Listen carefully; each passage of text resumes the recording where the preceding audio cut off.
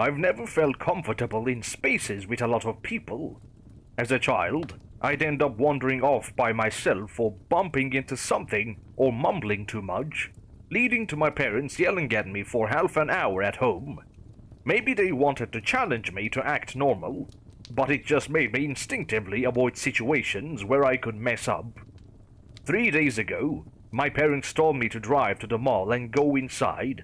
Once I arrived at the parking lot filled with cars and people, I was terrified of hitting someone or getting hit. After parking at the very edge and trying to calm down, I figured I'd feel comfortable enough to get out after spending a little time alone in my car, but ended up waiting until the sun was just above the horizon and the mall was almost closed. I walked to the mall and neared the doors once, twice, thrice, but I couldn't bring myself to go inside. I felt like if I messed up, bumping into someone, stepping on someone's foot, acting too afraid, it'd get back to my parents somehow, and they'd yell at me, even though I went into the store. I went back to my car after the third attempt and sat there even after the other cars were gone and the sky and mall were both dark. When my father called, he asked me how the mall was. I stammered something about how the stores looked nice, but he knew I was bluffing. I stared at the horizon as he started loudly scolding me, wishing I was anywhere else. That's when I noticed the details of the mall and the space around it slowly fading to black, as if the night sky was swallowing them. I told my father about it, but he was hung up on the fact that I hadn't gone to the mall. Ignoring his rant, I started driving towards the advancing darkness, half hoping I could get him to stop yelling at me if I brought up something more interesting. My mother was yelling at me too by the time I reached the edge of the darkness. From a closer vantage point, I found it eerily pretty. The darkness advanced almost like it was pulling itself across the ground. It left light sources and paint on the ground untouched until almost the last second, so it looked like they were floating in the void. Combined with the pitch black sky, it looked like a wall of ink was covering the entire world. I snapped a picture with my phone and sent it to my parents. In response to this terrifying, beautiful phenomenon, my mother scoffed that the picture was how that area normally looked, and my father whined that I had to focus on going to the mall. Before I could take more pictures, the car started sputtering. The edge of the darkness had reached the car while I hadn't been paying attention, and even as I backed out of range, inky tendrils were already climbing up the hood. I didn't want to find out what happened if I entered the darkness, so I drove home, only stopping when I saw the ground ahead being engulfed by the same all-encompassing void. I reversed until I was comfortably far from the darkness and stared cautiously at it. There weren't any other cars or people on the street, so I couldn't watch to see what happened when they entered it. The only option was to go in myself, but I wasn't sure I should take that chance. If you don't take that chance, which one will you take? It felt like I'd heard someone whisper into my ear, but I couldn't remember what the voice sounded like. As I looked around in alarm, more whispers trickled into my brain. I have watched you for quite a while, and I can confidently assert that nobody else will give you any chances. Think of the choices your parents make which determine the course of your life. When do you get a say in these without them being undermined? It was true that I rarely, if ever, had a say in what I did. If I objected to anything, my parents would badger me until I gave in. I figured that was normal. In fact, this is unusual. Your parents are your only confidence, yet refuse to productively help you improve. With no avenue of self-betterment, you still stubbornly cling to this world. Why not escape it forever by death? I had asked myself that question before, when I felt especially hopeless. I really felt my parents wanted me to be better, and didn't think they deserved to have their child commit suicide. Despite what the voice said, I still held out hope that life would improve.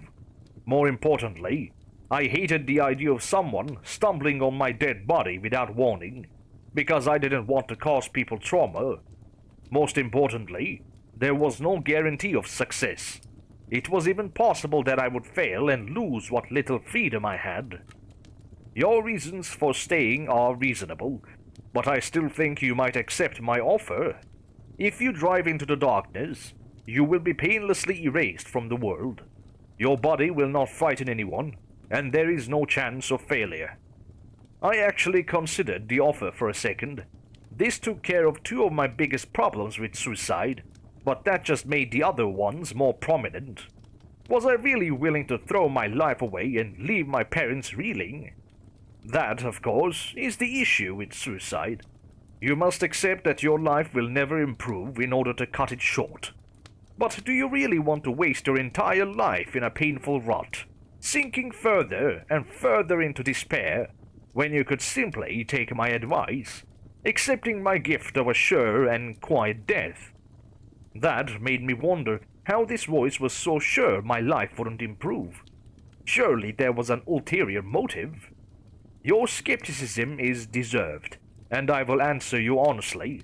I am taking you to this world to bring you into another one. You will not have the moral high ground there, but you will have a purpose to which you are exquisitely suited.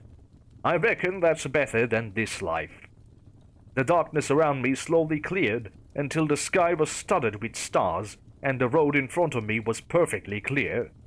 I will give you 3 days to think about it. If you accept my offer, return to the parking lot 3 nights from now. By the time I reached home, my parents were asleep. They screamed at me in the morning, but I had trouble paying attention, to the point that my mother grabbed my face and forced me to stare at her as she talked.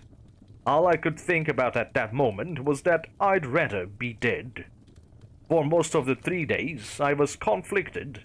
Logically, the right choice was to live.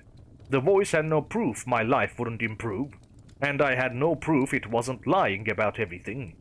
Really, I thought, it's most likely the whole thing was some kind of complicated delusion, and this whole debacle will end with me being medicated. I couldn't trust the voice to know what was best for me. But did my parents know what was best for me?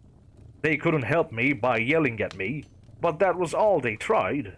I decided to be assertive, just once, and say I wanted a different breakfast from theirs. My parents screamed at me for expecting an entirely separate dish, and they didn't stop until I was crying. They also refused to discuss my encounter with the encroaching darkness, either beginning to complain about something else or making some kind of loud noise which startled me, like barking at me to shut up or slamming a cabinet. I normally try to assume the best of them, but I started to wonder if that was the wrong reaction. It all came to a head on the 3rd afternoon. In other words, this afternoon, when I blurted out that I wanted to die.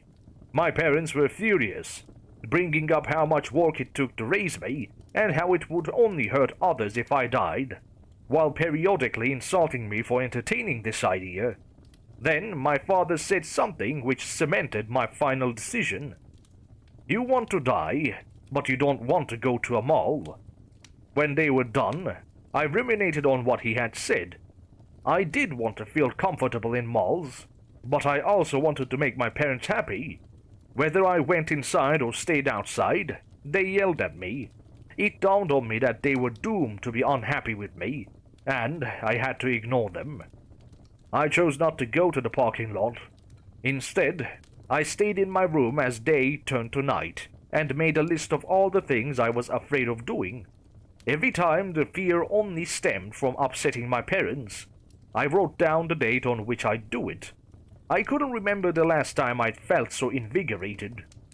That's when my mother raced into my room and frantically asked if I knew anything about the darkness slowly engulfing the house. She explained my father had tried going through the darkness to get outside and find help, but he wasn't back yet. As we sat in my room, my mother finally listened to me talk about the darkness without interrupting. Explaining what had happened made me happy, even though my mother undercut those feelings seconds after I finished by saying she didn't regret yelling at me. Neither of my parents had ever hit me, untrue, and people were going to act far worse than them when I got older. I decided to try something I never done before. I started loudly scolding her about yelling at me instead of figuring out better ways of helping me deal with stress, and blamed her for my anxiety about doing things. She asserted that I had to toughen up, or I wouldn't be able to live without her, and I responded by saying my life would be better without her. I honestly didn't mean it, but it's what I said. She slapped me, and when I pointed out she had hit me, she slapped me again. After groaning that she shouldn't have listened to me, she walked into the darkness to find my father, ignoring my protests and twisting out of my grasp as I tried to hold her back. I was alone with the darkness once again. As I watched it through the doorframe, I was confused as to why it had followed me into the house. Forgive me. I believe you would come to agree with me without your hand being forced, and never intended to respect your decision if you did not. I am no longer willing to humor you. That said, I am still holding out that you will enter the void willingly. Take as much time as you need. The darkness didn't advance through the door. I threw a lot of things into the void, like socks and comic books, and they disappeared after a few seconds. Curiosity inevitably led me to stick my foot into it. The inside of the void felt exactly the same as the room until it felt like needles were being shoved into my foot. When I stumbled backwards, the parts of my foot which weren't covered with inky black were bright red. I felt searing pain when the black disappeared and left gashes in my flesh. If I had truthfully expressed how painful the darkness would be, would you have entered it? If you had gone further into it, you would have died almost as soon as the pain began, like your parents did. I'd assumed my parents wouldn't be affected by the darkness, and I finally started crying as I thought about how awful their last moments must have been. I implore you to look at this as an opportunity.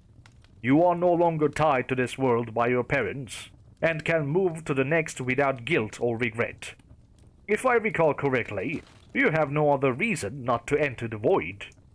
3 days ago, the voice was correct. But now I have one more reason. Spite. My parents, for all their faults, at least claim to be helping me. This voice just wants me to die, even killing my parents to achieve it. And at this point, I hate it enough to starve myself to death just so it doesn't win. Almost the entire room is covered in darkness now, so even though I'm technically able to avoid entering it, I have to barely move in practice. The voice keeps begging me to enter the void willingly, as if I'm not dying of starvation just to make it suffer. If the voice really watched me for so long, it should have watched me constantly fail to enter a mall. I am bad at many things, but I've decided my last act on this earth will be a testament to how good I am at stalling.